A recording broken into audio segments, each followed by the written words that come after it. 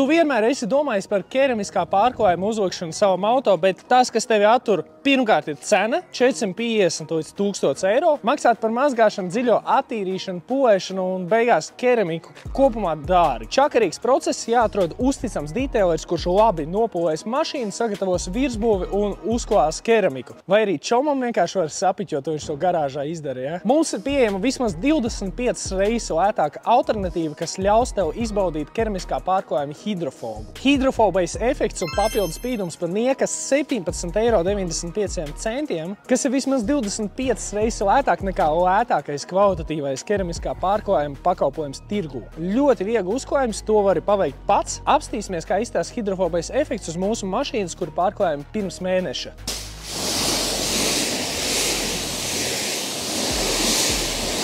Hidrofobs kā bija, tā ir. Spīduma noturība ir apmēram 2 mēneši, bet finansiāli tāpat tas sanāk izdevīgāk nekā klāt keramisko pārklājumu, un pat, ja tev ir uzklāta keramika, spīdums palīdzēs to vēl vairāk atdzīvināt. Vai šo var saukt par budžeta keramiku?